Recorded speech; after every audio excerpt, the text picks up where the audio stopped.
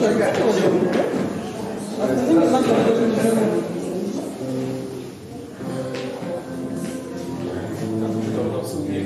написала, есть ссылка.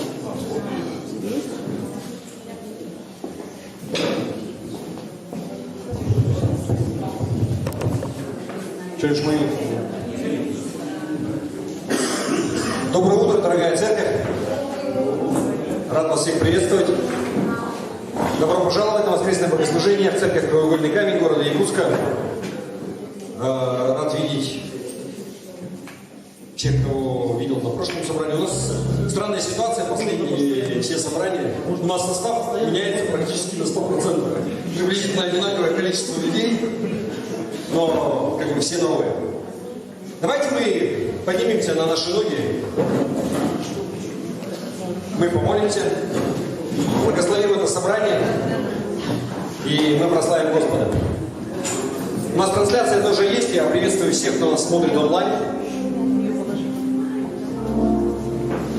Где бы вы ни находились, если вы даже находитесь дома по причине болезни, еще по какой-то причине вы смотрите, мы все равно одна церковь, мы вместе. Кто-нибудь аминь скажет?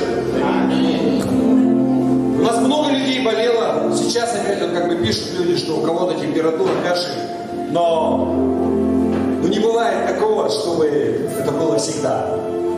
Кто-то уже выздоровел, вернулся, и слава Богу за это. Давайте мы помолимся. Отец Небесный, Господь, мы благодарим Тебя за Твою милость и благодать к нам. Благодарим Тебя, что мы могли и можем приходить сюда своими ногами, прославлять Тебя, славить Тебя, поклоняться и слышать от Тебя, Господи. Мы просим Тебя, благослови это собрание, благослови каждого члена нашей церкви, где бы он ни находился, здесь, в зале или дома. Господи, один дух, одно тело, мы это провозглашаем. Отец, Ты глава, Иисус, Ты глава этой церкви. Мы ожидаем от Тебя, мы не ожидаем человеческой мудрости, но мы ожидаем от Тебя. Двигайся, как Ты хочешь. Делай, что Ты хочешь. Мы отдаем это собрание в Твои руки. Говори нам. Я прошу Тебя, Господи, пусть никто не уйдет равнодушно. Кому нужно Твое присутствие и помазание, пусть он получит. Кому нужно слово мудрости, пусть он получит, Господи.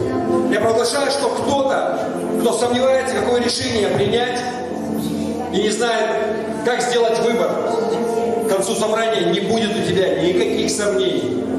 Дух Святой тебе просто утвердит и скажет, как нужно поступать. Во имя Иисуса пусть это будет. Кому нужно ободрение, Господи, Ты дай ободрение. Аллилуйя.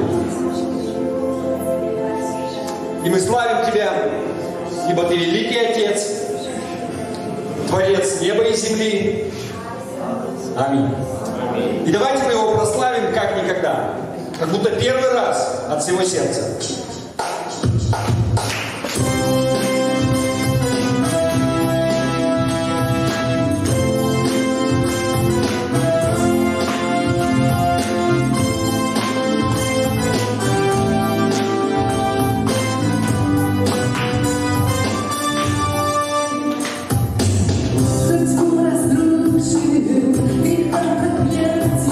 Кто любит вечно, кто не оставит.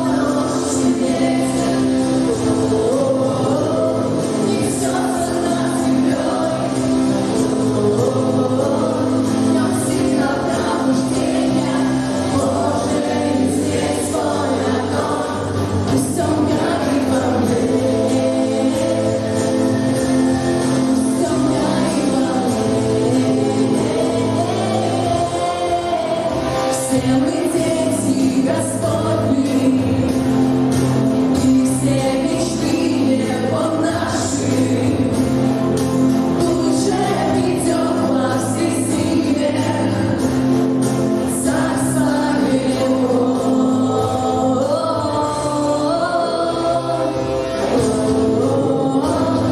Стоп домашних детей, несется на тебя.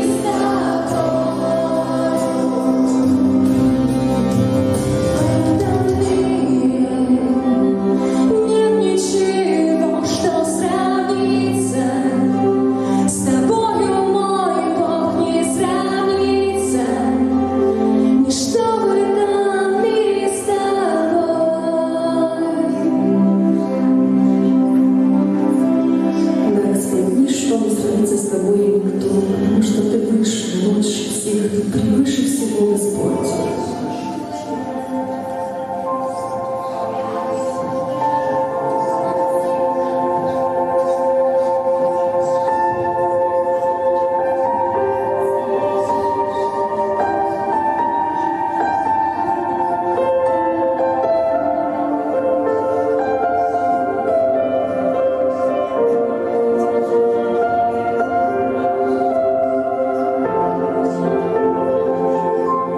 Превыше силы,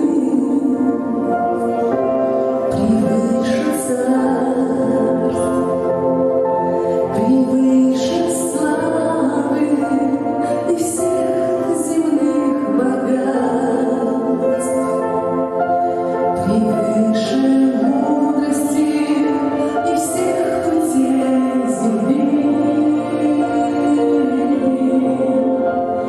Великий Бог, Владыка всей земли,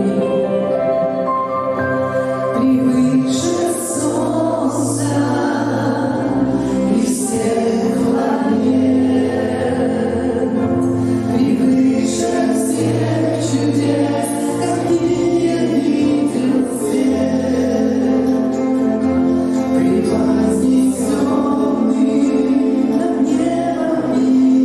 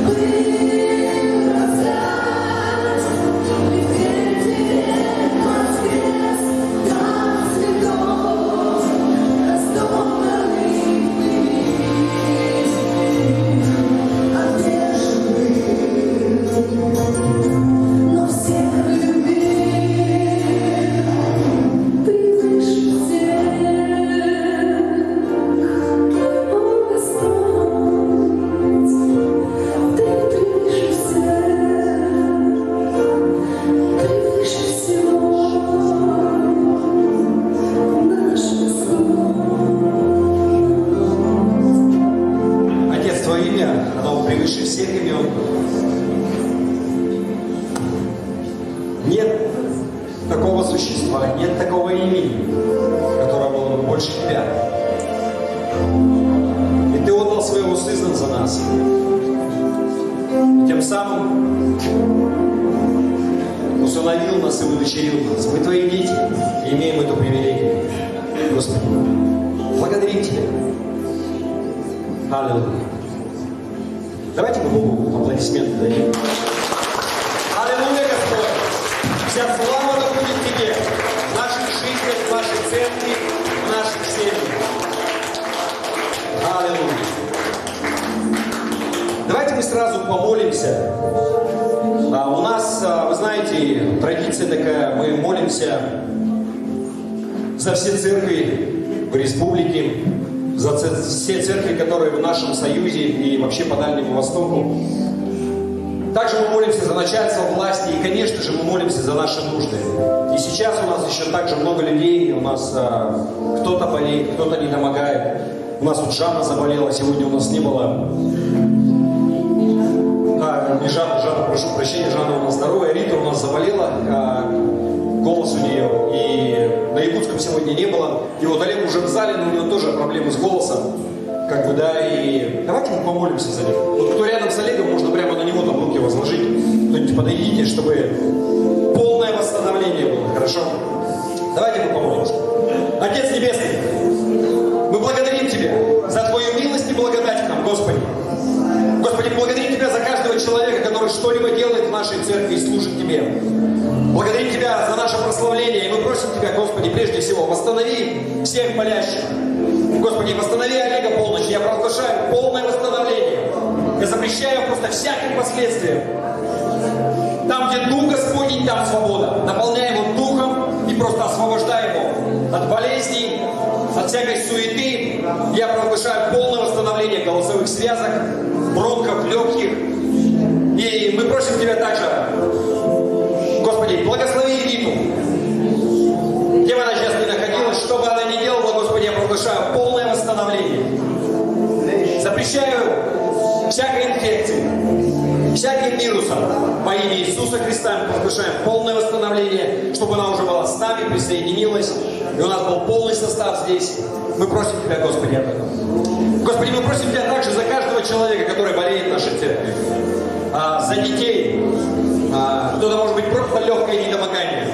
Господи, только на Тебя уповаем, мы просим Тебя, даже если кто-то и заболел, не будет никаких последствий во имя Иисуса Христа. Пусть болезнь она пройдет, но не будет никаких последствий. Как Ты сказал, что даже если что-то смертоносное выбьет, не повредит их. Мы стоим на этом слове и просим Тебя, Господи. Отец, мы также просим Тебя за правительство нашей страны, нашей республики и нашего города, Господи. Дай им мудрости в управлении. Господи, дай им создать такую вокруг себя команду, которая бы способствовала управлению, то, что Ты им доверил, Господи, чтобы они пеклись о благосостоянии, о здоровье нации и выполняли хорошо свою работу, Господи. Ты благослови. Господи, мы просим Тебя о мире в нашей стране. Сейчас, когда все новостные ресурсы, они полны слухами о войне, мы просто запрещаем это во имя Иисуса Христа. Мы запрещаем тем людям, которые пытаются вернуть нашу страну в войну. Провозглашаем мир во имя Иисуса. Господи, мы просим Тебя также за все церкви в нашем союзе, в Якутии. Провозглашаем один дух, один Бог, одно тело. Господи, мы все поместные церкви, поместные общины, но у Тебя одна Твоя церковь, Господи. Ты глава церкви, мы уповаем на Тебя. Мы просим Тебя, благослови всех пасторов. В каждой церкви, Господи, дай им мудрости, дай им страха по Тебе, Господи. Дай им трезвости ума, чтобы проповедовать чистое слово, Господи. И дай им способности, как организовывать вообще служение, общины, как служить людям. Господи, мы просим Тебя. Мы просим Тебя за наш союз, чтобы он укреплялся. Господи, благослови епископа нашего, который сейчас находится здесь. Дай ему мудрости, Господи. Излей на него благодать. Дай ему поддержку. Благослови всю его семью, чтобы они были ему надеждой и опорой, чтобы они были помощниками в служении и не были ему преткновениями, чтобы он ни на что не отвлекался. Господи, благослови его. Благослови также пастора Алексея и Евгения, которые приехали к нам из Петропавловска. и находятся здесь, и у нас есть возможность прямо сейчас также помолиться за них. Мы просим Тебя, Господи, благослови их церковь, благослови их семьи, их детей, Господи, чтобы они также были надеждой и опорой, чтобы они были помощниками служения. Господи, все, что они задумали, пусть у них состоится. Благослови церковь, Господь, пусть она развивается и процветает. Аллилуйя. И также, Господь, мы просим Тебя за все наши нужды, которые у нас есть. Господь, если кто-то нуждается в работе, повышении зарплаты, Господь, мы все слагаем у ног Твоих и просим Тебя, Ты усмотри, Господи. Если кому-то не достает мудрости, Ты дай, Господь.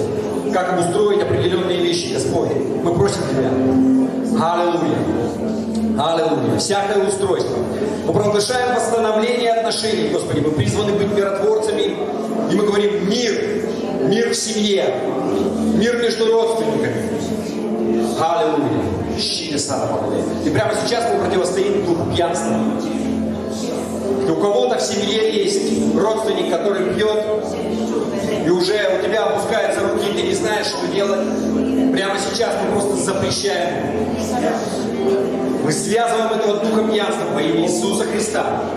Аллилуйя. Щиро сара балдея. Господь, Ты благослови. Ты благослови. Аллилуйя. И весь Божий народ сказал: аминь. Да будет так. Аминь. У нас есть еще одна немаловажная часть, это мы благословляем детей на каждом собрании. И сейчас у нас до сих пор еще детские отменены, но вы знаете, да, у нас радостные вести, что по республике, как бы, все ограничения сняли, дети возвращаются в школу, поэтому в следующее воскресенье добро пожаловать на детское служение, в воскресную школу сюда. У нас будут здесь дети. Но даже сейчас, когда у нас кто есть, дети, подростки, можно выйти сюда. Я попрошу епископа Андрея помолиться за них. И также мы помолимся за всех, кто дома. Да, у нас много детей дома. Хорошо? Давайте помолимся.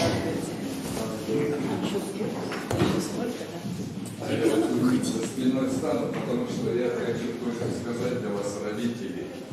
И для тех, кто там будет смотреть, послушайте тоже. Послание Колоссянам, 3 глава, 21 стих написано: «Отцы, не раздражайте детей ваших, дабы они не унывали». Я не понял, выключу, да? Слышно, да? Отцы, не раздражайте детей ваших, дабы они не унывали. Слышно? Еще раз повторите место Писания. Послание к Колоссянам, 3 глава, 21 стих. Есть это и в послании к Ефесянам, но я именно этот текст хочу вам прочитать.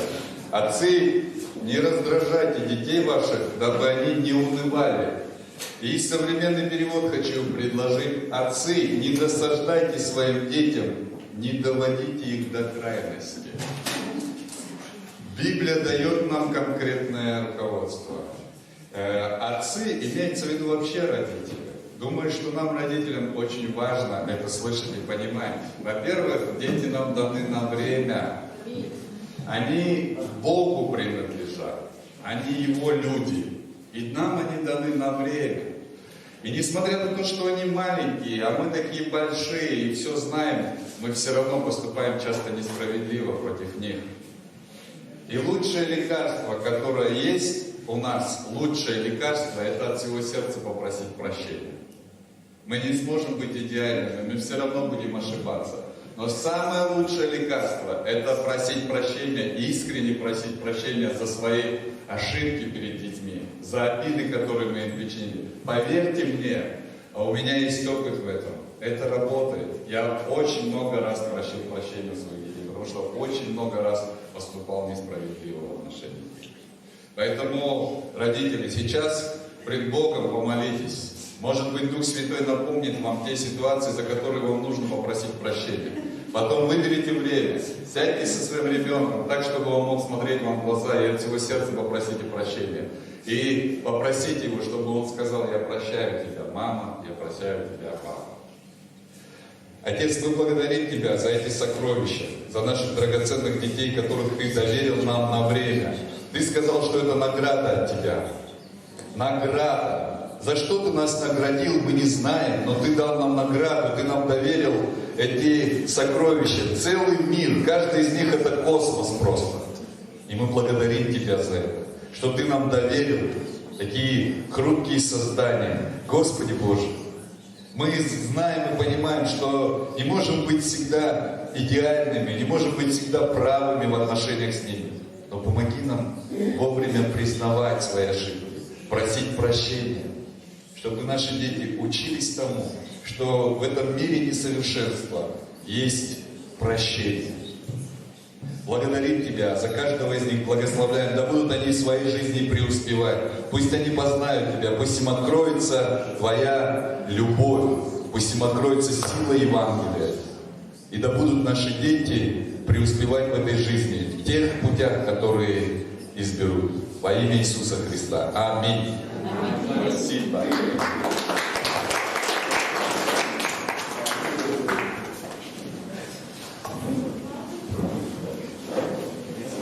Аллилуйя. И я чуть не забыл, у нас есть немаловажная часть служения, да, десятины и пожертвования. И у нас в церкви можно, как бы, да, физически это сделать. Можно вот видел бедра по залу? Теоретически нет, нельзя, можно сделать онлайн. Можно сделать в электронном виде, в группе есть реквизиты. Я не вижу людей, которые были бы у нас в первый раз в церкви, поэтому вы все знаете, зачем и почему мы это делаем. Онлайн есть координаты? Так, нету. Вот сейчас Лариса, если я не знаю, как она сделает. У нас в группе есть. То есть те, кто не в группе, они не могут пожертвовать. Ну, нет. Вы не вставайте, я просто благословлю. Помолись, Господи, я благодарю Тебя за каждого человека, кто дает и вообще когда-либо давал в нашей церкви. И прошу Тебя, Господи, сделай так, чтобы всегда на все хватало. Я просто провозглашаю. И, Господи, я прошу Тебя, сделай нашу церковь такой, чтобы каждый человек в церкви он был свободен от долгов. Я провозглашаю просто свободу от долгов. Я провозглашаю мудрость в управлении своими деньгами. Пусть это будет реальностью. Чтобы никто никому ничего не был должен, кроме взаимной любви, как написано. Пусть будет так. Аминь. Хорошо.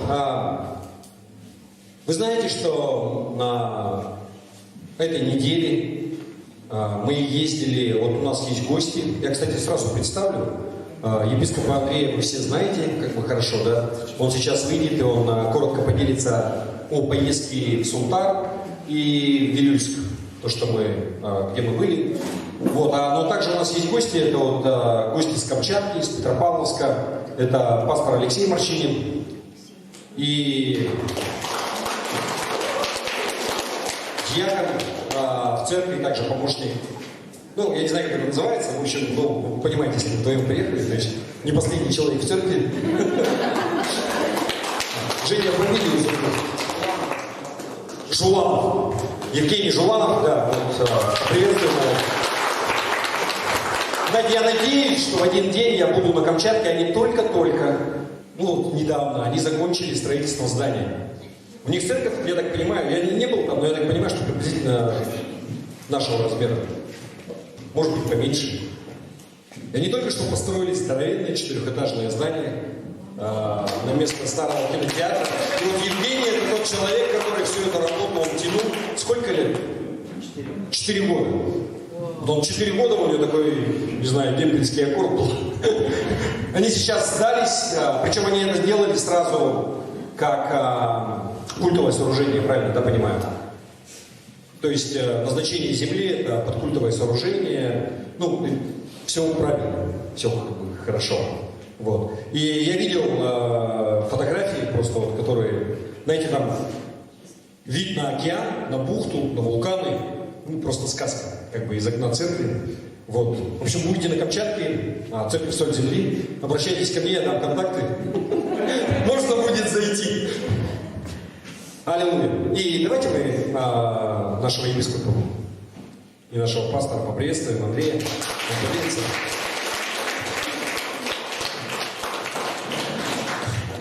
Я вас еще раз всех приветствую. Сегодня я не буду проповедовать, сегодня будет проповедовать пастор Алексей. Я у вас постоянно проповедую. Вот пастор Алексей первый раз, поэтому думаю, что этот дар будет благословением для церкви.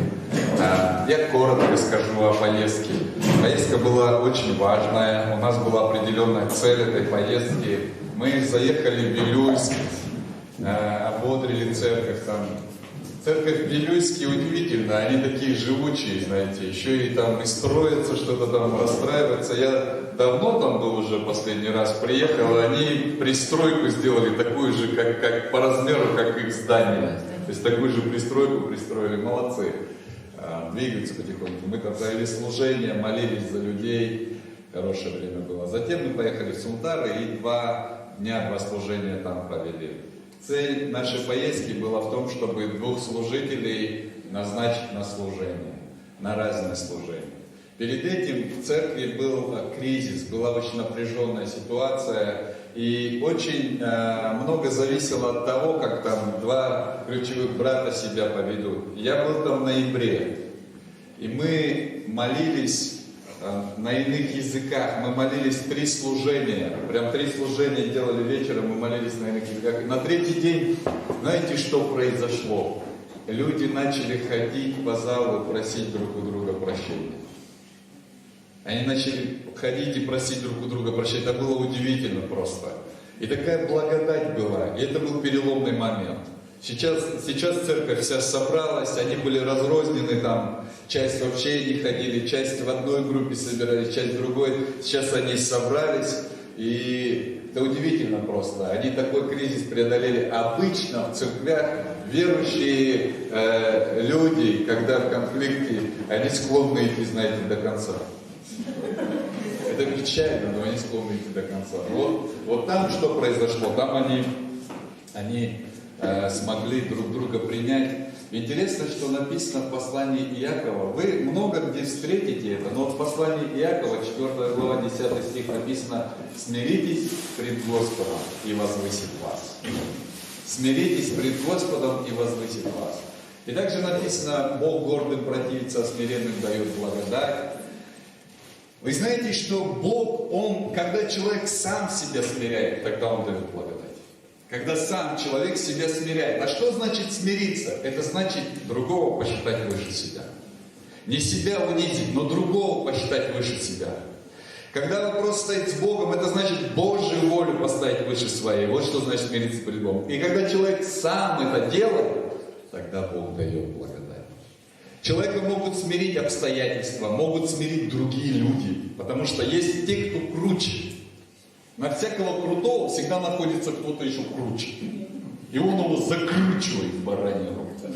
Он его смиряет. Понимаете, человека гордого могут смирить обстоятельства, болезнь может смирить, могут смирить другие люди, но тогда благодати не будет. Он будет смиренный, как вы его смирили, но благодати не будет. Будет позор и унижение. Но тот человек, который сам себя смиряет, он открывает окна небесные, и в его жизнь изливается благодать. Аллилуйя, товарищи верующие. И вот там это произошло. Я увидел, как братья, они смирились друг пред другом, и благодать пришла на них и на церковь. И поэтому это просто была замечательная поездка. Мы просто утвердили все, как должно быть. Знаете, Бог призывает людей на служение, но подтверждают избрание старшие служители. Вот так это происходит. Бог избирает, но подтверждает избрание Божие старшие служители. Мы просто поехали и подтвердили. Это было замечательное время. Слава Богу. Спасибо, что отпустили вашего пастора, потому что мы ездили на его машине, и это было так комфортно вообще просто. Было комфортно, просто еще раз, знаете, есть такая единственный, кто здесь пьет, так это моя машина. То есть такая потому что, как бык, я не буду говорить, в общем, но было наверное, все-таки комфортно. Потому что мы обратно проехали у меня получилось 1020 километров до дома за одни сутки. Мы были ровно 13 часов дороги. Я потом еще, когда переворачивался долго, я только чувствовал, как у меня углы как бы в определенных местах образовались. Хорошо, давайте мы поприветствуем пастора церкви «Соль земли» Петропавловска-Камчатского. Отец 5 детей, да? Уже не 7, так что такие. Я пойду. В доме отца хорошо. Скажи, в доме отца хорошо. Аминь. Вообще, это такое благословение, что во всяком народе, в каждом городе, да и в поселках, во многих, да, сегодня есть церковь Иисуса Христа, где ты чувствуешь себя как дома. Аминь. Это дом Отца. Аминь. И куда мы собираемся, потому что мы любим Его. И если мы любим Его и ходим во свете, как Писание говорит, то мы еще и любим друг друга. Аминь. Скажите, да, что мы... Бывает трудновато это делать, но все равно любим. Мы стараемся, по крайней мере, да, любить своего ближнего.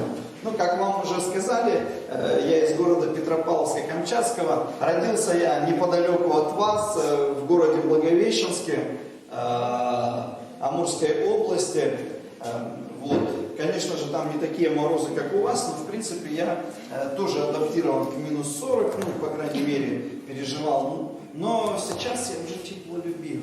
В 2010 году мы уехали всей семьей на миссию в город Петропавловск-Камчатский. И вот с 2010 года мы служим там. Там родили еще 2 дочерей, вот, и 2 камчедалок, как говорят, знаете, камчедалок. Ну, 2 камчедалок. Вот, и, ну, как вам рассказал ваш дорогой пастор, что да, построили церковь. Вот, ну, Хорошо, в принципе... Как? Хорошо на миссию съездили. Ну да, в принципе. Но я думаю, что все-таки... Сегодня у моего сына, я вообще семьянин, я люблю очень семью, и для меня определенная жертва. Я здесь сегодня, а у моего сына сегодня день рождения, ему 18 лет, у Стефана. Для меня честь быть с вами, потому что моя жизнь, она принадлежит Христу, но я люблю все равно своего сына, я хотел бы быть с ним, понимаете? Поздравь его прямо из-за кафедры. Стефан, я поздравляю тебя. Я же взволновался, знаете. Я очень тебя люблю, сынок, и это плохое, может быть, слово, но нет, оно лучше всего вкладывает смысл. Я тобой горжусь. Ты очень добрый, очень посвященный, очень талантливый и творческий человек. И у тебя великое будущее в Боге. Аминь.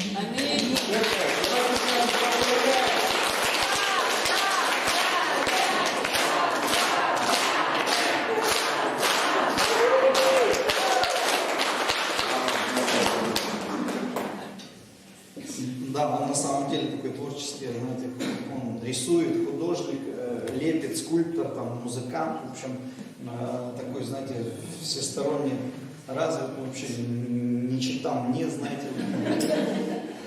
Вот. Но хотя определенные какие-то, наверное, все-таки дары, ну или, по крайней мере, ну что-то есть чуть-чуть. Чуть-чуть. Вот.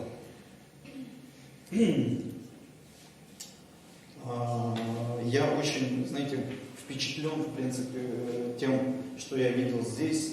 Ну, я так немножко поделюсь, а потом перейду к проповеди. Знаете, минус 30 на улице, все радуются, все катаются на горках, дети, знаете, можно сказать, мороженое едят. Сейчас шашлыки начнут жарить, чувствую, вот, еще 5 градусов и начнут жарить шашлыки. Но, знаете, у нас зима, ну, как суровая, но теплая. Знаете, у нас не бывает таких морозов никогда. Ну, на севере Камчатки бывает, но в самом Петропавловске там где-то, может быть, я пару раз переживал ночью, там, может быть, где-то 22, там 20, там, может быть, 5 градусов, но не более того. Днем минус 5, если солнышко, то такая легкая копейка, знаете, грязь на дороге, машины все грязные, вот, ну, примерно вот такая, знаете, зима. Вот. Ну что, я начну. Аллилуйя. вам большой привет из города Петропавловска-Камчатска от церкви «Соль земли». Передаю. У нас уже собрание закончилось, потому что мы на 3 часа впереди вас, получается. Мы уже, так сказать, отстрелялись перед Господом, а здесь мы только начинаем. Вот. И сегодняшнюю, знаете, тему проповеди я назвал бы так: «Молись, чтобы любить».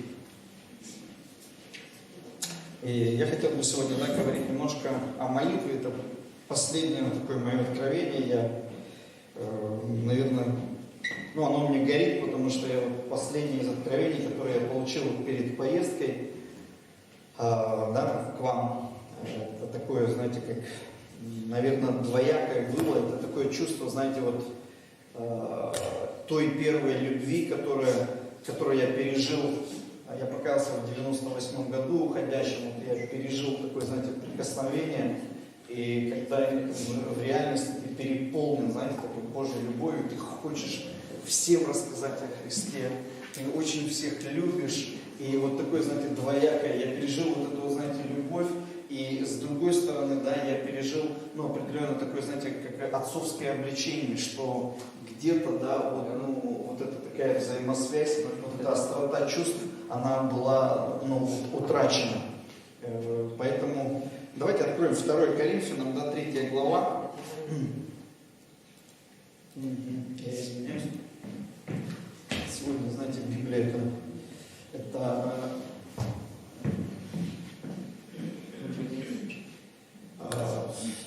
2 Коринфянам, 3 глава, 18 стих, написано: «Мы же все открытым лицом, как в зеркале, взирая на славу Господню, преображаемся в тот же образ от славы в славу, как от Господня Духа». Да? Писание говорит, что мы преображаемся в Его образ. Аминь. И знаете, вот это, если вспомни о первой любви, вот сейчас перенесись в момент твоего покаяния, вспомни, когда ты покаялся, пережил Христа, вот вспомни вот это время, да, когда в реальности ты переполнен был Божьей любовью, да, ты, можно сказать, преобразился, да, кто-то такую остроту переживал. А потом вот как-то, знаете, переживали такое, что где-то вот оно что-то как-то вот куда-то, как форточку куда-то, немножко, выдувает. Кто-нибудь переживал, что потом, знаешь, он опять что-то злиться начал, знаешь, раньше тебя раздразнить-то никто не мог, знаешь, ты всех любил, тебе могли тебя, так сказать, всегда обозвать, а ты любишь, аллилуйя, знаешь, тебя могли что-нибудь тебе сказать такое, знаешь, плохое, обозвать тебя как-то, а ты, я люблю тебя, аллилуйя, пусть Бог тебя простит. И ты такой, знаешь, как в легкой эйфории, да? Но потом это почему-то куда-то это пропадает. Знаете, я всегда сравниваю отношения с Богом, они сродни, знаете, семейным отношениям, семейным таким чувством, да, когда молодые люди, они начинают встречаться, они такие, знаете, они друг перед другом, они, все такие, знаете, ничего плохого, чтобы не увидел, никто перед другом, простите меня, все такое, знаете, все, все самое такое лучше, знаете, но мало-помалу, да, как-то мало-помалу как-то все это куда-то девается, и, знаете, я лично, да, так, как вам сказать правильно, чтобы никого... Я очень люблю семейные отношения, я понимаю, что семейные отношения, что любовь – это труд, это определенного рода цена, и чтобы сегодня поддерживать такие, знаете, классные отношения, даже романтические, это нужно трудиться, в это нужно вкладывать. Аминь. Это труд, это определенная цена, и знаете, когда крепкие отношения, я прошу прощения, каюсь, мне нужно привязать. У меня просто, у нас, мы проповедуем в такой, знаете, меня освободили, и я могу все, что хочешь делать, а здесь я понял, простите, я буду вот так. И мысли я потерял. Семейная жизнь. Улетел. Семейная жизнь. Трудиться нужно. Вы молодцы, я смотрю, вы хорошо слушаете. Трудиться нужно. Да, я пришел к откровению, чтобы брак был так крепким, чтобы отношения были крепкие. Знаете, нужно много общения. Нужно много говорить друг другу и много слушать. Знаете, очень часто супруги, они не говорят, да, допустим, супруга там, допустим, ей кажется, что он должен любить там, допустим, борщ, а он любит жареную картошку, а она очень сильно любит борщ, но они не разговаривают с друг другом. Она от всего сердца готовит борщ, а он ждет жареную картошку. И знаете, когда она поймет, что чтобы ему угодить, ему нужна жареная картошка, когда они просто сядут, и он скажет: послушай, дорогая, мне очень нравится твой борщ, но я люблю жареную картошку. Когда они будут разговаривать, общение, оно строит. И давайте перенесемся обратно, я буду вас немножко, знаете, семейных отношений переводить в отношения с Господом. И вот у тебя отношения были с Богом. Ты только покаялся, ты начал молиться, разговаривать с Богом очень много. И вы много общались. Понимаете, что такое общение? Можно включить, пожалуйста, первую картинку на белом фоне, да, что такое общение? Общение, да, что для вас общение? Давайте сегодня можно немножко говорить на проповеди. Что для вас общение? Диалог. Все правильно. Это диалог, да? Смотрите, общение. Веруйте во имя Иисуса. Вот. Смотрите, меня очень понравилось, да, вот такой смысл. Смотрите, вот, да, где цифра номер 1, смотрите, что значит общение. Послушайте, прочитали? Как звучит? Да не бойтесь, вы же взрослые люди. Сношение деловое. То есть, смотрите, да, взаимное сношение. Ну, серьезно, да? Достаточно серьезно, я думаю, да, такая формулировка. Деловая дружеская связь, да, там, второй, да, это обмен мнением людей, неподдельно там заинтересованных с точки зрения друг друга, да, общение, это, смотрите, взаимное сношение. Ну, я хочу, чтобы вы эту мысль все-таки, знаете, где-то поразмышляли над этим, да. И следующую картинку тоже можно запустить. Общение, да, это процесс взаимодействия людей, да, процесс взаимодействия на людей.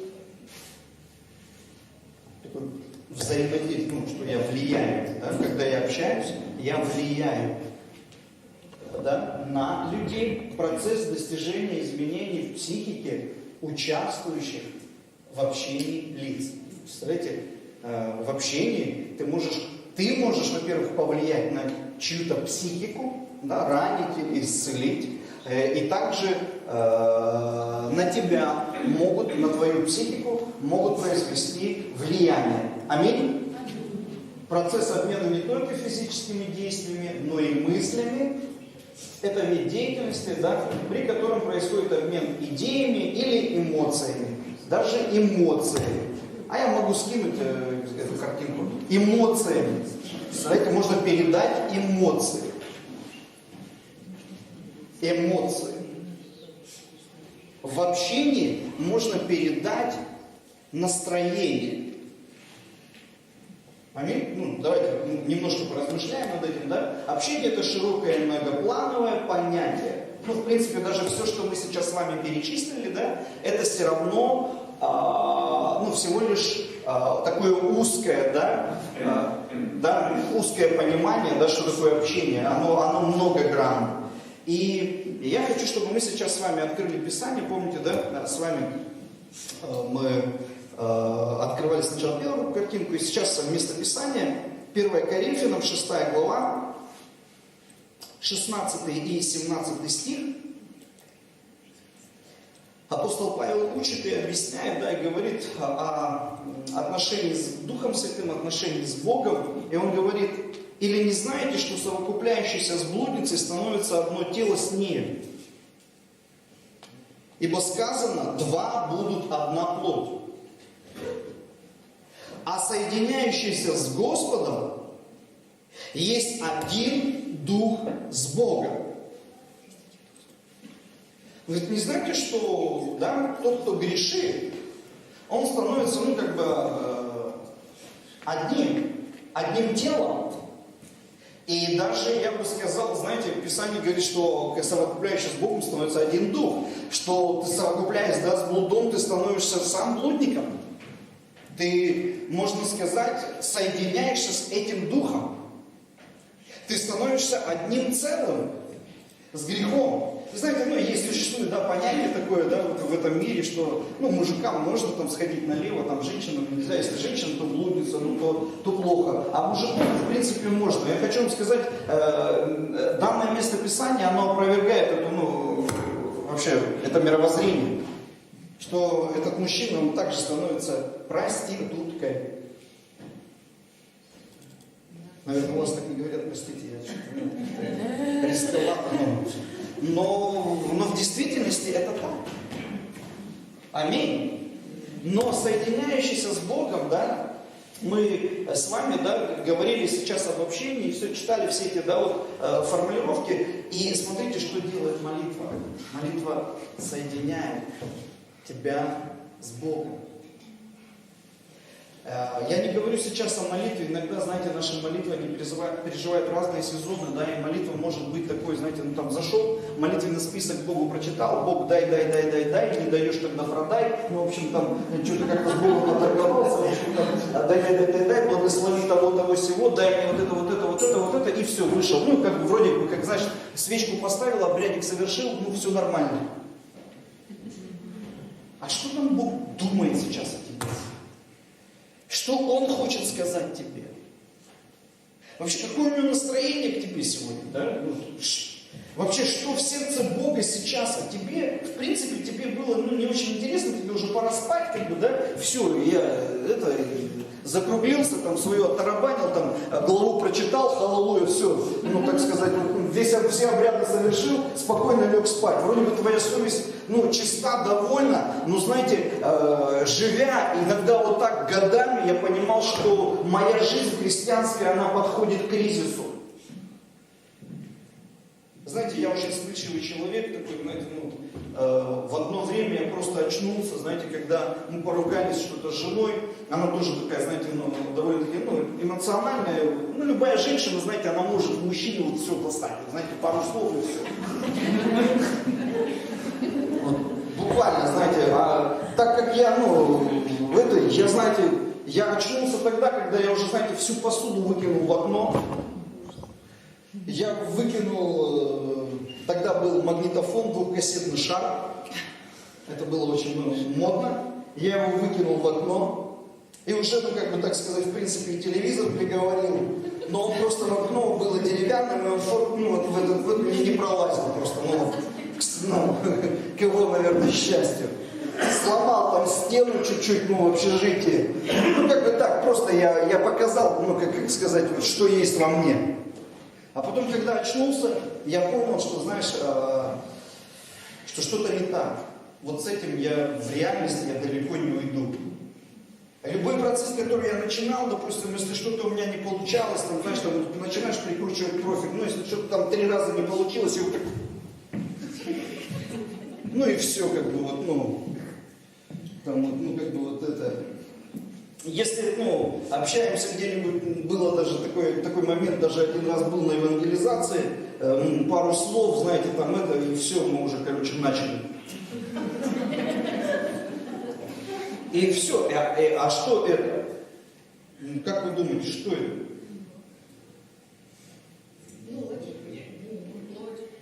Давайте, бурю фантазии дайте, что это? Вот. Кто-то уже сразу тяжело вес. Вес в нем. В принципе, ветхий Адам. Так, давайте. Еще кого? Разбудилась неумение брать с собой. Неумение управлять собой, в принципе, да. Гордыня. Прям, да, я бы сказал, очень тепло, горячо, знаете, ну, упал. Да. Знаете, это, ну, это какая-то, да, все, да, обобщив, в принципе, я совсем согласен и с бесами, и с гордыней, и с ветхим Адамом. И знаете, в нас, в принципе, во всех какой-то багажник у каждого, да, есть. И вот как-то, знаете, вот, ну, сегодня, знаете, есть такое учение, знаете, там, законченное, там, ну, Иисуса Христа, что тебе не надо ничего уже напрягаться, ты такой вот, ну, святой, Иисус для тебя уже все сделал. Все, что тебе нужно, это принять. Знаете, я принял спасение, но стены еще ломал. Я был 100% спасен, и знаете, я нисколько не сомневаюсь, если в то же время я бы отошел к Отцу, то, в принципе, я был бы на небесах, я был бы спасен. Это не вопрос спасения.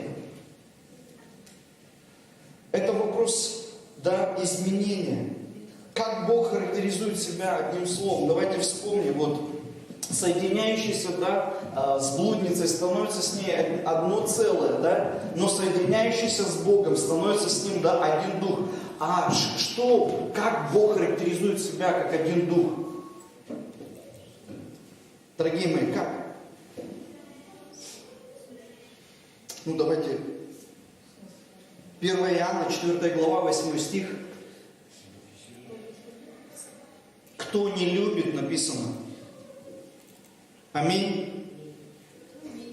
Кто не любит, тот не познал Бога, потому что Бог есть любовь. Бог есть любовь. И совокупляющийся с блудницей становится с ним одно целое.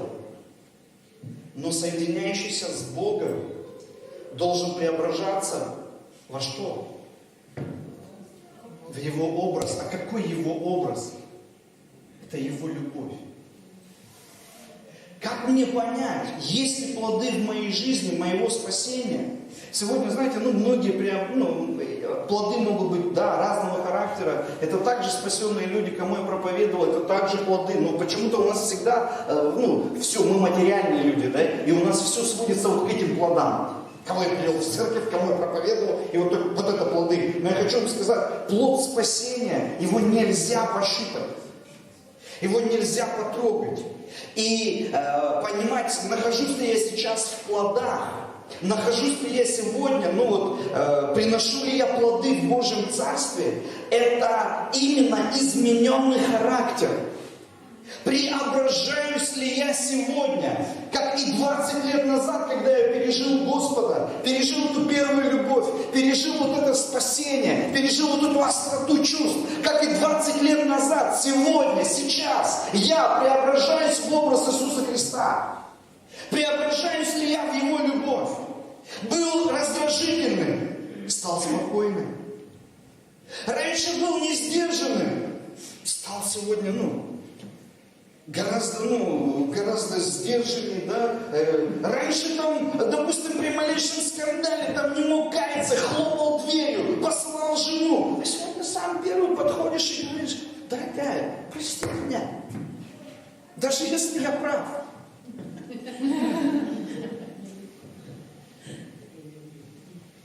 Знаете, раньше ты отстаивал эту правду, свою точку зрения. И понимаешь, тебе не нужна была любовь, тебе нужна была правда. Правда, она эгоистична. Любовь, она самопожертвованная. Сегодня многие ищут правду. Я помню, как, знаете, сначала я ходил в церкви в розовых очках. Мне все нравилось, все люди были святые. Но потом кто-то эти очки снял, понимаете? И я начал видеть в людях несовершенные вещи. Один меня кинул на деньги, тот подставил, этот. И я вообще искал правду. Там те шушураются за моей спиной, про меня что-то пастору рассказывают. Там еще что-то, там, знаешь. И я вообще не мог, я искал этой правды. Но правда, она эгоистична. Правда, она горда. А любовь, она покрывающая все. Любовь, она самопожертвенная. И во что мы должны сегодня преображаться, понимаете? Зачем мы входим в тайную комнату? Я хочу, чтобы ты вернул смысл тайной комнаты. Я хочу, чтобы ты сегодня вернул смысл общения с Богом. Что когда мы общение это влияние. Что когда я общаюсь с Богом, Бог влияет на мою жизнь. Бог влияет на мой характер. Бог влияет на мое сердце. Бог влияет на мое поведение. Он влияет на меня, Его любовь, она меня наполняет. Я хочу сегодня, знаете, сегодня модно, да, там христиане там переживают всякие там выгорания, кризис. Я честно хочу вам сказать, я также переживал все эти моменты, но я хочу вам сказать, что такое сегодня выгорание, что сегодня такое депрессия. Вы знаете, что такое тьма? Тьма – это отсутствие света. И депрессия, сегодня кризис, это отсутствие Бога, отсутствие любви Божьей в твоем сердце. Ты можешь сказать аминь на это? Это истина. Это истина, аминь. Знаете, любовь, она меняет. И какие мы плоды можем видеть, понимаете, наших отношений с Богом, когда отношения искренние, когда отношения глубокие с Богом, их можно увидеть, я хочу вам сказать, их можно потрогать. Вот человек пришел в церковь, да, был гордый, такой эгоистичный, был злой, начал встречаться с Богом. И знаете, начал встречаться с Богом, и смотришь, его как будто кто-то подменил. Его глаза изменились. Даже черты лица, мимика лица даже изменилась. Он стал добрее. Он стал более приветливым. И знаете, я видел реальные чудеса в своей жизни. В каких-то моментах, я помню, как я входил в тайную комнату и выходил другим человеком. Когда Бог делал вот так, какое-то чудо, и Он собирал какой-то камень из сердца, и я реально выходил из тайной комнаты с другим человеком. И из меня там выходило, знаете, там по 10 литров слез. Ты такое время провел с Богом, ты вышел реально, как бы получил освобождение, получил свободу. Никто на тебя не возлагал руки, никто там ничего не делал. Просто ты встретился с Богом, который есть любовь, и вышел другим человеком. Но также были такие моменты в моем характере, которые, знаете, давались мне не так. Возможно, что это специально какой-то умысел Отца, что Он это сделал не так быстро.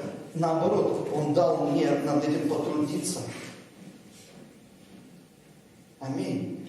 Что сегодня там, знаете, там говорят там о всяких, там, сегодня модное слово пропитка, знаете, пропитка, аллилуйя. Но знаете, я пропитывался не на каких-то конференциях, а я пропитывался в тайной комнате. Бог влиял на меня. Я считаю, что эта пропитка, вот, которая нам нужна, а не молитва, каких-то, я не знаю, гуру. Я нисколько не унижаю возложение рук. Я верю, что дар Духа Святого передается через возложение рук. Я почитатель Библии и Его Слова, но сегодня очень много манипуляций в христианском мире, поэтому, знаете, я за тайную комнату. Я верю, что именно там человек меняется. Именно там сердца переплавляются. Не в каких-то шумных собраниях, не в каких-то, знаете, на каких-то шумных конференциях, а вот в тайной комнате. Вот там, когда ты разговариваешь, не просто Богу там выкинул, а когда ты еще слушаешь, когда Он говорит в твое сердце, и ты выходишь другим. Когда ты, понимаешь, когда это видят все, когда это можно потрогать. Когда можно увидеть, что жена говорит: слушай, ты реально изменился.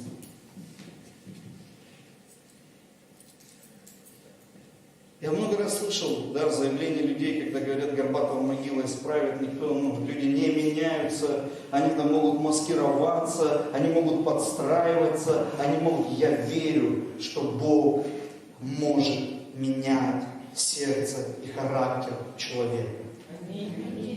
но только в присутствии Божьем. Все остальные методы, я честно сказать, в них не верю. Но я верю, что Дух Святой может менять, когда мы соединяемся. Описание говорит, когда мы совокупляемся с Духом Святым, соединяемся с Богом и становимся с Ним одно целое.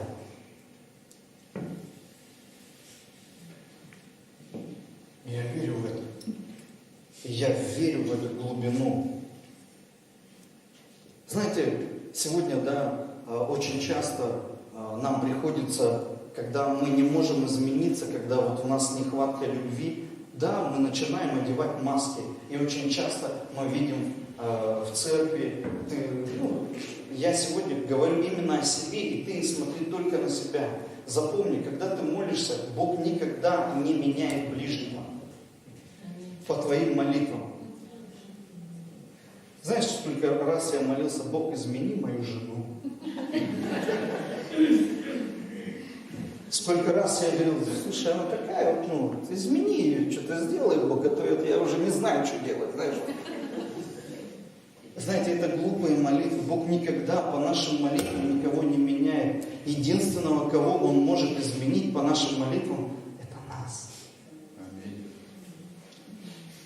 И это есть духовные плоды. Плоды – это измененный характер, измененное мышление, измененное поведение. Это то, что можно потрогать. С этим можно соприкоснуться. Знаете, очень часто, я вернусь, нам приходится одевать маски, когда мы не меняемся, но, знаете, вот какая-то черта характера, она не очень во мне. Нам приходится одевать маски, подстраиваться в церкви и это прятать. Но знаете, люди-то не дураки. Знаешь, и ты можешь в своих глазах, ты можешь быть такой супер духовный, такой, знаешь, супер-супер. Просто супер в квадрате. В своих глазах ты такой духовный, ты такой измененный. Но когда начинается какое-нибудь мероприятие в церкви, и надо что-то делать совместно, чтобы соприкасаться с друг другом, и говорят: а давайте вот этого брата возьмем все. Нет, только не он. А давайте вот эту сестру. Не, пастор, давай это. Я так, если она будет, я точно не хочу там быть. Потому что уже были соприкосновения. Она очень духовная, очень хорошая. Я ничего не имею против. Но встречали такое? Плоды. Я хочу сказать, отсутствие света. Тьма – это отсутствие света. Это отсутствие перемен в характере. Знаешь, что такое, да? Молитва. Ничего себе. Яков, можете, открыть хорошее местописание. 5 глава.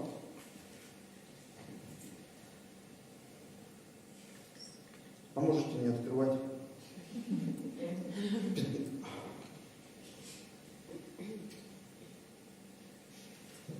Написано 13 стих: злостраждет ли кто из вас? Что пусть делает? Четкая инструкция. Кто злой, пусть что делает? Вот только, видите, ошибка, я, конечно, такая ошибка, возможно, Якова, что он немножко не расшифровал. Вот, что должно, не просто молиться, да? Иногда в нашем понимании молитва это просто тарабарщина. Пришел, поговорил, ушел, не слушаю. А молиться именно, чтобы Бог забрал сердце каменное и дал сердце плотяное. Аминь. Молитва, чтобы измениться. Молитва, чтобы любить. Аминь. Аминь. Знаете, молитва – это канал, духовный канал, твоего преобразования в образ Бога. Канал – это то, что мы и передаем, и принимаем. Молитва – это духовный канал твоего преображения в образ нашего Господа Иисуса Христа. Аминь. Это канал. И не пренебрегай молитвой. Пренебрегая молитвой, ты пренебрегаешь самым важным. Понимаете, так же, как и в семейной жизни, пренебрегая общением, мы пренебрегаем самым важным. Аминь. Это общение, оно строит, общение, оно созидает, общение, оно открывает секреты, общение, оно открывает, желание, общение, оно раскрывает, оно делает более понятным, более открытым. Аминь.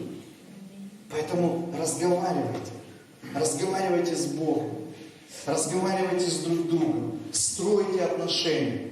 Вы знаете, самая главная ошибка наша, мы все, по сути, гордых людей, когда мы закрываемся и не разговариваем. Все, как может созидаться?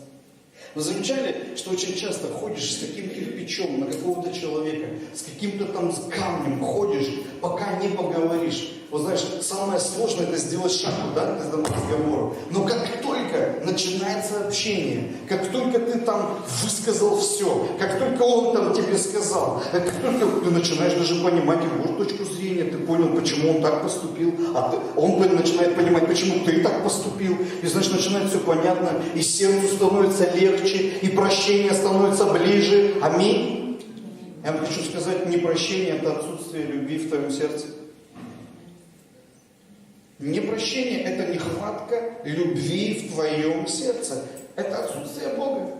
Непрощение – это отсутствие Господа, как нехватка света в твоей душе. Аминь. Это истина. Без любви невозможно доверять. Без любви невозможно прощать. Без любви, невозможно радоваться жизни.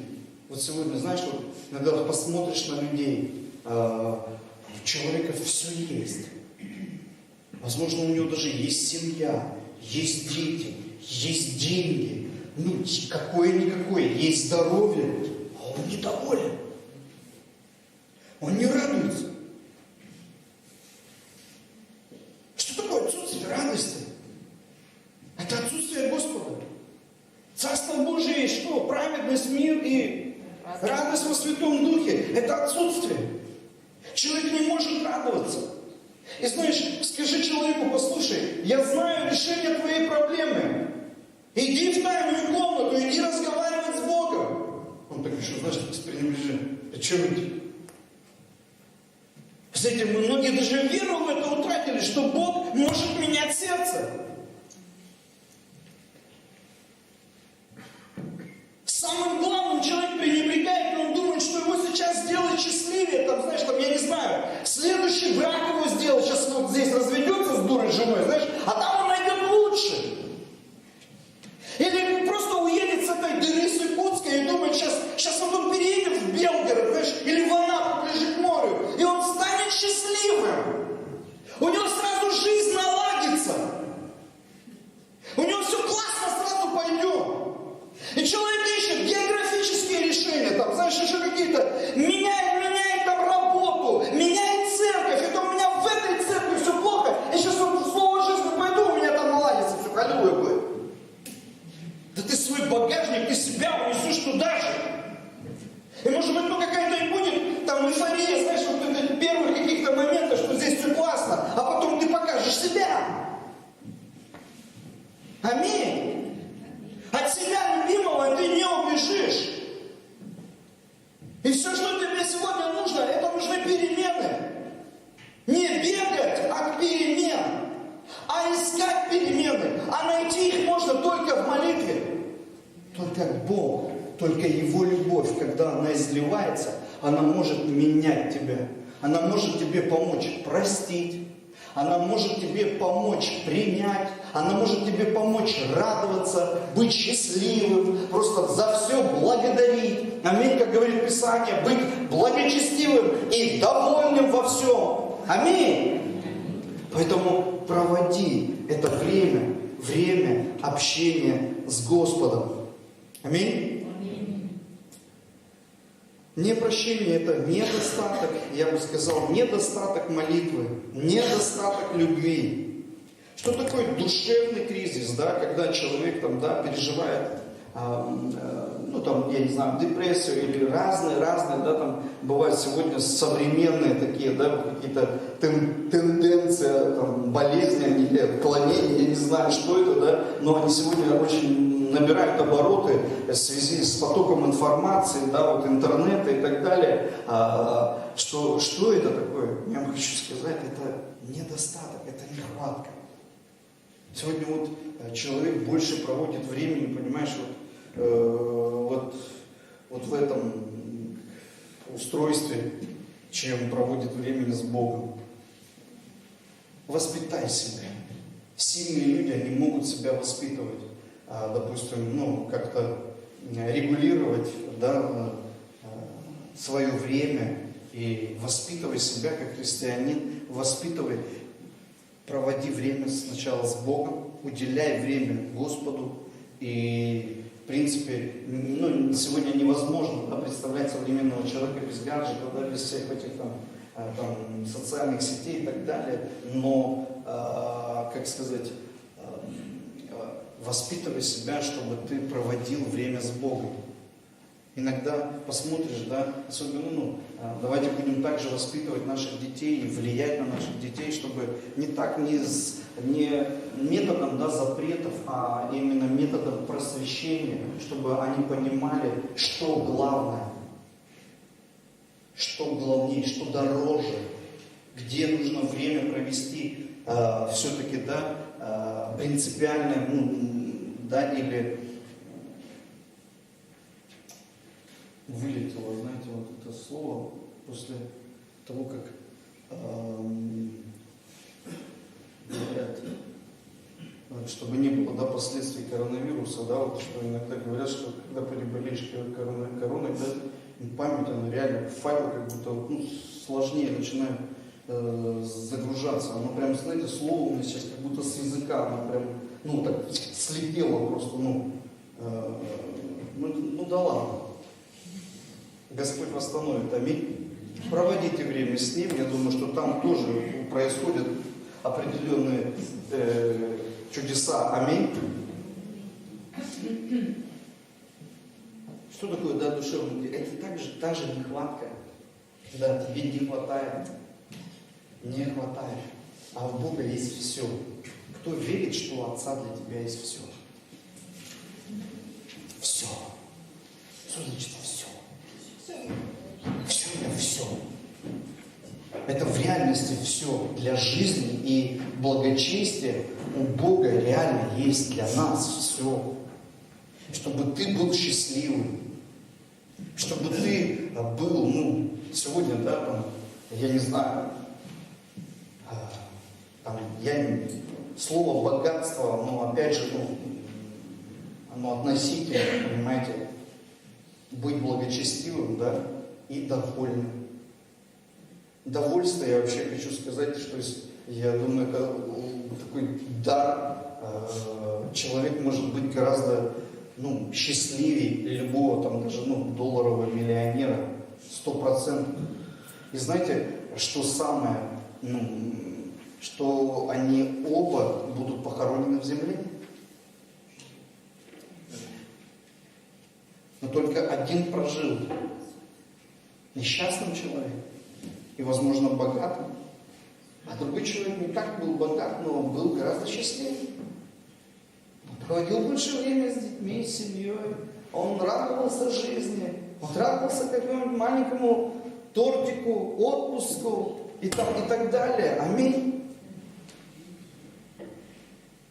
Вы знаете, что у нашего этого миллиардера, этого Абрамовича, да, у него есть такие кризисы, когда он уходит в длительные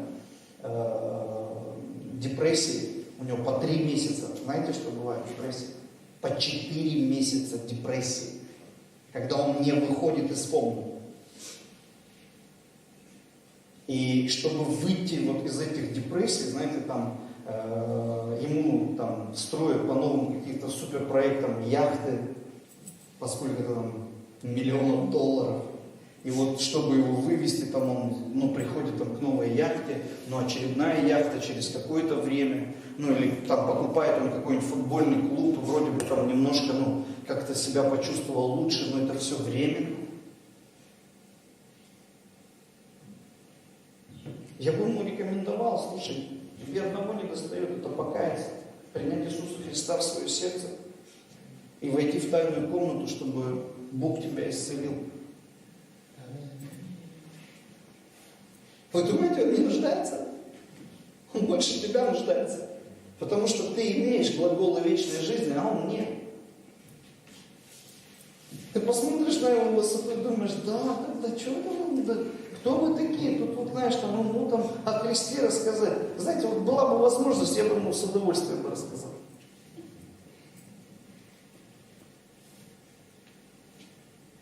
Они нуждаются также в Иисусе Христе. И любой человек сегодня нуждается в Иисусе Христе. А ты имеешь этот дар. Это дар. Это привилегия. Возможно, что сегодня, знаешь, эта жемчужина в твоих руках, она погасла. Знаешь, возможно, что она уже не так красиво смотрится, как в момент твоего покаяния и первой любви. Но я хочу сказать, она не потеряла свою ценность. Это дар, который мы должны ценить, и мы его должны дорожить им, как что-то самое дорогое в жизни. И, знаете, вот это самое дорогое все-таки раскрывается именно там же, в тайной комнате. В момент общения ты понимаешь, кто, с кем ты разговариваешь, вообще, кто на тебя влияет, кто тебя меняет, кто тебя ведет, исцеляет, благословляет. Аминь. Это великое привилегия. Это великое привилегия. И знаешь, когда начинается меняться взор, знаете, я как встречусь с Богом, я выхожу, мне всем хочется сказать спасибо. Знаешь, потому что любовь Божья, она наполняет. Я всем хочу. Я говорю жене спасибо сразу. Слушай, спасибо тебе, что 23 года ты меня вот такого вот любишь, терпишь. Столько детей мне подарил. Столько со мной прошла. Мне хочется сразу сказать спасибо. Знаешь, выходишь из тайной комнаты, вот только что дети были, ты на них смотрел как-то не так, непослушно. Ты выходишь из тайной комнаты, мне хочется им сказать спасибо, что вы именно осчастливили меня, как отца, и родились вот именно в моей семье, и вы именно украшаете, и вот дарите мне вот это счастье, когда, знаешь, я могу просто, ко мне прибежит утром, там моя мелкая дочь ляжет рядом, вот так под одеяло со мной, и знаете, я просто, больше мне не нужно. Все, ты себя чувствуешь самым счастливым человеком. И ты можешь за это благодарить, ты можешь поплакать, полежать, знаешь. И твое сердце открыто, потому что любовь, она, знаешь, этот ребенок, как ты думаешь, он рядом, он не чувствует этого? Ты переливаешь. Когда нехватка, знаете, что мы делаем? Мы требуем.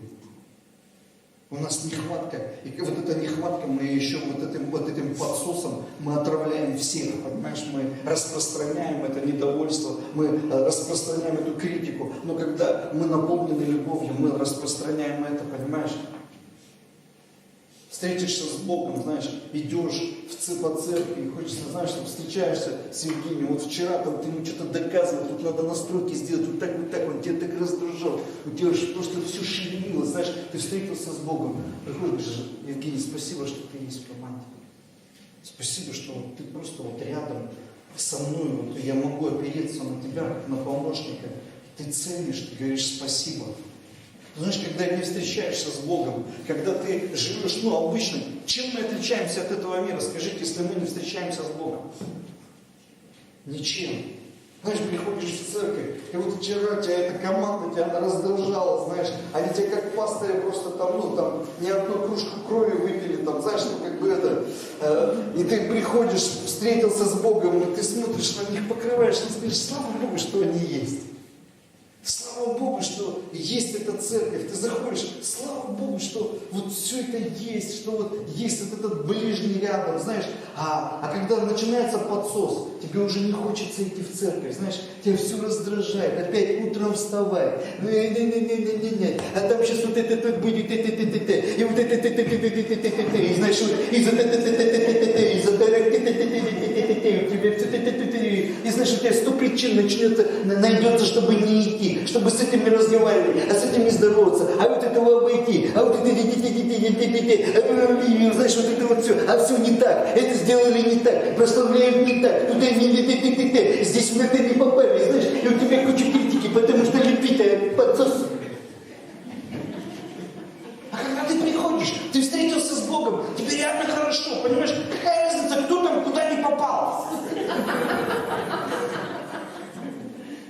Тебе вообще никто помешать не может, понимаешь? Прославлять своего Бога и радоваться в собрании святых. Че там кто попал? Я, знаете, ну, этот самый, как сказать, ну, не попадающий тоже. Ну ничего, ну это ничего страшного. Знаете, наоборот, я всегда, знаешь, не то, что ты с претензией, знаешь, что ты там не так спели, а ты наоборот, ты начинаешь, когда у тебя любви много, знаешь, что ты начинаешь замечать? Ты начинаешь замечать труд, что они пришли на час раньше и репетируют. Для тебя. Вот такой вот.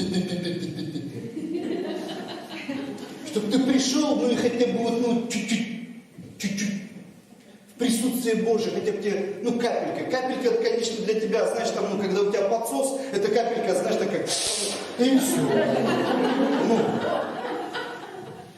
А мы, наоборот, сюда должны приходить, ну, переполненные, чтобы переливать. Ты сюда должен приходить не только брать. Аминь. А здесь мы должны еще переливать. Что, ну, послушай, классно выглядишь, там, знаешь, ну, пара комплиментов, спасибо, что ты есть, там, да. Кто-то уже пришел, там, воды накачал, спасибо за ваш труд, заметить, поблагодарить, подарить любовь, улыбку, понимаешь? А тут, ну, когда подсос, то не то, что улыбку, знаешь, пришел.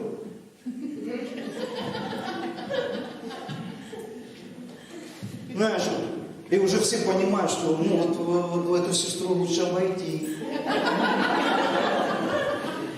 Умный в гору не пойдет, умный гору обойдет. Что с этим братом лучше притвориться глухим. Слюну пустить там чуть. Чтобы он тебя не трогал, знаешь что?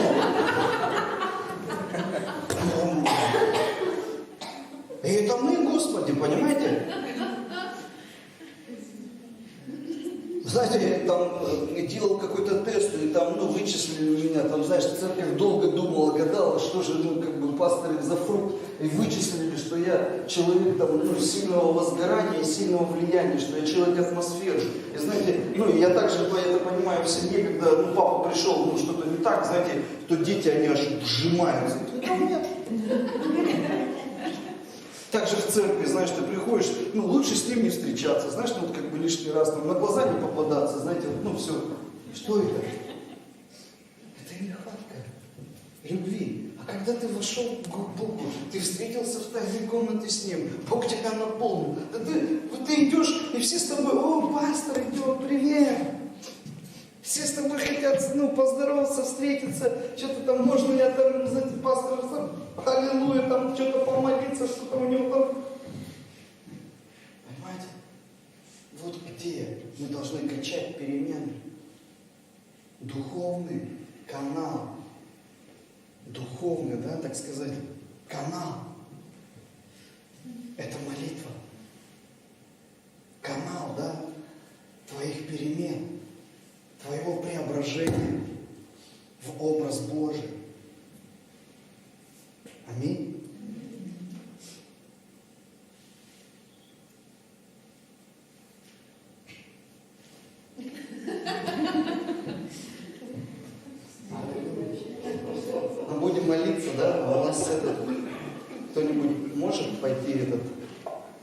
Гуслист. Знаете, это такое благословение, я хочу вам сказать, просто, может быть, вы привыкли к славе, но знаете, когда я вошел в Дом Божий и увидел за вот этими двумя этими самыми, и это мужчина, это священник, это священник Божий, который, знаете, стоит в Доме Божьем и прославляет. Знаете, у меня даже сестры на барабанах играют, знаете, воздайте Господу славу.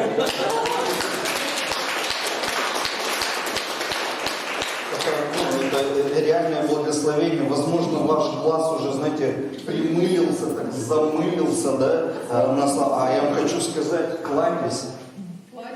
И как он это еще так делает, там, знаете, это заметно. Он еще и поет. Да, я слышал, что он еще и поет. Это благословение. Я понимаю, что он еще и многожанровый. Смотрите, как заиграл. Слава Богу. Я хочу, чтобы, вот сейчас ты вернулся в отношения с Богом. И если где-то есть в твоей жизни, какой-то тупик или где-то сфера, в твоей жизни, которая годами не меняется, я хочу сказать тебе, она изменится. Я не верю, что люди не меняются. Я верю, что каждый человек может измениться в присутствии Божьем. Когда касается любовь Бога, когда касается Бог твоего сердца, ты не можешь оставаться прежним. Ты выходишь новым творением. И да, возможно, что враг будет атаковать. И да, возможно, что у тебя это получится не с первого раза. И да, возможно, что будут ошибки. Но с Богом возможно все. В Боге возможно все. Аминь. Я видел, когда люди, знаете, приходили в церковь и были такими робкими. Я другой. Знаете, и они всегда смотрели на меня, знаешь, такой такой легкой завистью, как ты можешь, подойти, а они не такие. А знаете, что делал я в этот момент? Я смотрел и завидовал их сдержанности. Как они могут просто промолчать и не ранить человека. И я плакал в присутствии Божьем. И говорю, Бог, мне нужно это. А они стояли в присутствии Божьем и говорили, Бог, дай мне дерзновение. И знаете, что такое еще любовь? Когда Бог тебя открывает, как Он начинает строить единство в церкви. Мы начинали общаться, допустим, с этим человеком, и знаете, что любовь делала? Когда я его принимаю, как тело Христа, он начинал, этот человек, переливать в мой сосуд спокойствие, вот эту привычку, сдержанность. Понимаете? А общаясь со мной, этот человек, смотришь, он становился, знаешь, дерзновенней. Он мог там, знаешь, сказать, так, давайте будем торговаться. Сколько?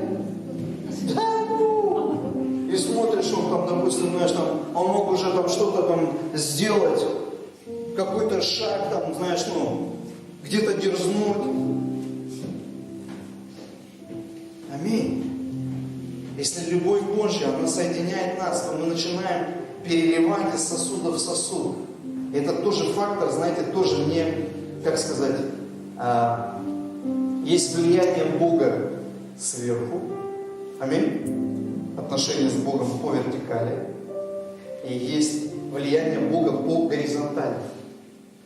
Это перемены, которые приходят от ближнего. Влияние Божьей любви. Влияние ближнего на тебя. И также влияние Господа изнутри, когда Бог говорит внутри тебя и внутри меняет. Вот эти 3 канала открывай в своей христианской жизни.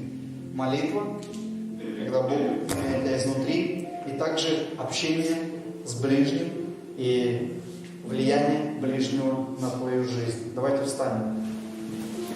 Аллилуйя. О, Дух Святой. Слава Тебе. Слава Тебе.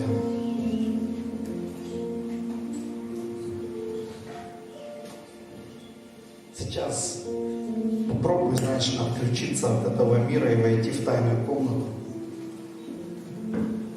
Ну, кому-то это сделать сложно. Я это знаю. Ну, ты постарайся.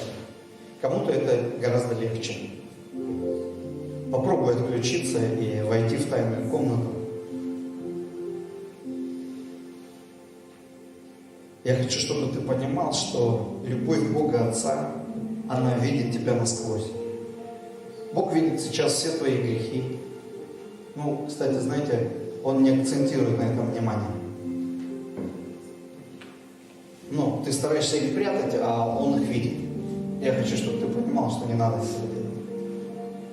В следующий момент Бог видит тебя в своей славе. Он видит, кто ты. Он видит тебя тем, кем Он тебя сотворил. И у Него есть ответ, как тебя привести именно туда, где Он тебя видит. Знаете, у Него много любви. И сейчас вот Бог, Он прям переливает в твое сердце, переливает Святым Духом. Вот Он говорит, сколько тебе нужно. У Него без дна. Без дна. Без дна премудрости, богатства, без дна любви у Него, без дна. И вот сейчас у тебя нехватка, а у Него избыток.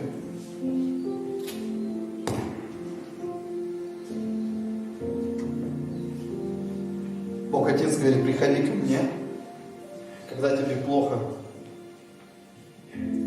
Это самый первый шаг, когда мы, к сожалению, начинаем двигаться в тайную комнату, когда нам плохо. Но Бог Отец сейчас говорит, я хочу тебя видеть, когда тебе хорошо. Я хочу, чтобы ты избыточествовал, избычество. В общем, вы поняли. Избычество. Избычествовал. Ну да, нравилось. Почему-то у меня это как-то не... слово звучит плохо. Избычество. Точествовал. Избыточествовал, да. Вот да, вот это нехватка, да. Аллилуйя. Спасибо.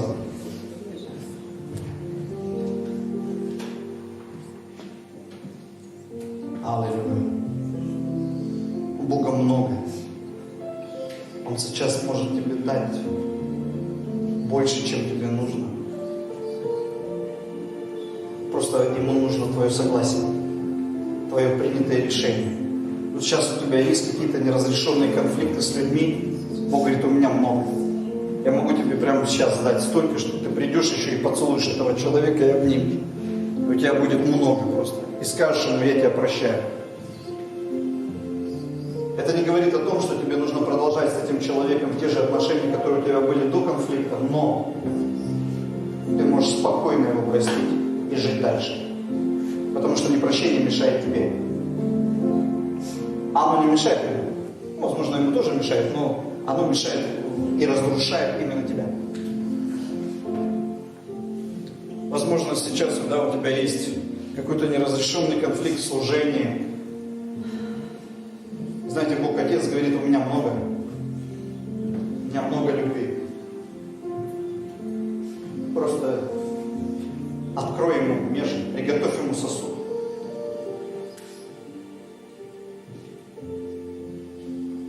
Знаешь, возможно, что ты сюда пришел с водой, Но Бог силен превратить воду в вино. Аминь. Возможно, что ты пришел сюда, знаешь, там немножко пресным, нерадостным. Но у Духа Святого сейчас есть много. Чтобы ты отсюда вышел новым человеком. Абсолютно новым человеком, новой личностью. Улыбаясь, даря улыбку своим ближним. Пришел в собрание, жена дома, ты приходишь, что с тобой? Вот такие у нас должны быть встречи с Богом. Что-то не так, слышь. В понедельник вышел на работу после воскресного дня, а значит, коллеги в тебя всматриваются, что ты знаешь, что ты там, что с тобой? А ты пришел, со всеми поздоровался, всем пожелал хорошего дня, благословил их. Раньше просто обещал, что сгорите в аду, без покаяния, а тут, знаете, как-то такие перемены. О, Иисус! Мы здесь, чтобы наполняться. Мы здесь молиться, чтобы любить. Молитва – это наш смысл жизни. А любовь – это наше все. Вы знаете, что человек создан для любви. Он не создан для стрессов. Он не создан для обид. Человек создан для общения с Богом. Он создан для любви. Но грех все нарушил. Грех разорвал. И сегодня Бог Отец хочет вернуть. И возвращение отношений наших, они именно в молитве, в разговоре, в общении. И как мы открывали, что общение это, простите, да, это слово, сношение, это совокупление, это соединение, духовное, физическое соединение с Господом. А через это происходит влияние. Бог влияет на нас, Дух Святой влияет на нас. Разреши Ему влиять. Будь в тайной комнате чаще. Чаще. Проводи с Богом время.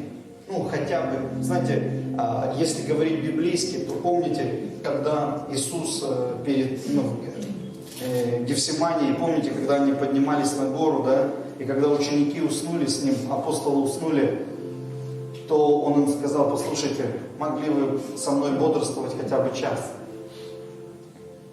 Это такая, знаете, как сказать, библейская мера, да, такая, хотя бы час.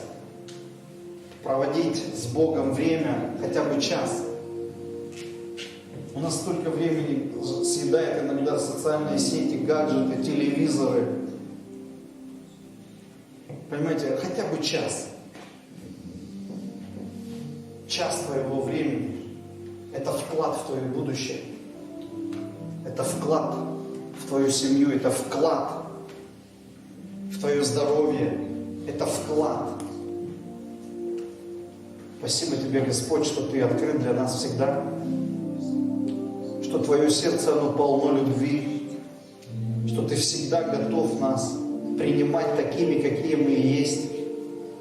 Спасибо, что Ты не смотришь на наши ошибки. Спасибо, что Ты не акцентируешь внимание на наши грехи. Спасибо, что Ты всегда готов забрать у меня это каменное сердце и дать мне это плотяное сердце. Что Ты всегда готов, Господь, не сгладить любой грех, забрать грех из моего сердца и подарить мне эту праведность, наполнить меня этой праведностью. Спасибо, что Ты всегда открыт, Ты всегда ждешь, как Отец ждал блудного сына, что Ты всегда имеешь надежду на меня. Твоя надежда и любовь никогда не перестают, так говорит Твое Слово. Спасибо Тебе, Отец. Я благодарю Тебя. Я славлю Тебя. Аллилуйя. Аллилуйя. Аллилуйя. Говори с Богом. Разговаривай с Богом.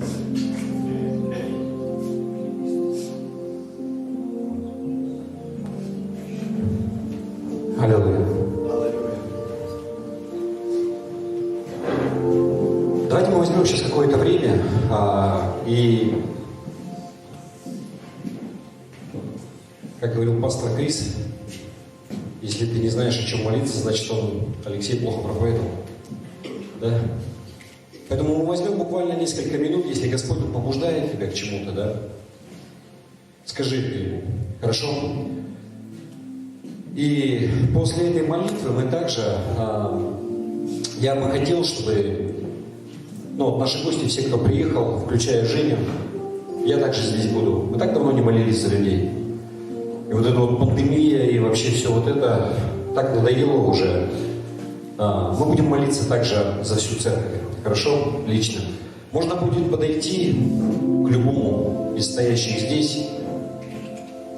Не знаю, если у вас что-то есть, можно просто за благословение, можно за исцеление, можно еще за что-то. Хорошо? И мы будем молиться. У меня такая, знаете, идея.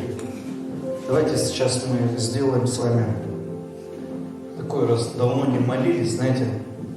Давайте мы вот встанем вот так. Мы будем стоять вот так вот, священники будем стоять друг против друга, а вы будете проходить вот такой через вот этот, знаете, проход и получать просто благословение. У кого есть нужда, чтобы за вас помолились, вас благословили, вы пройдете через такой, знаете,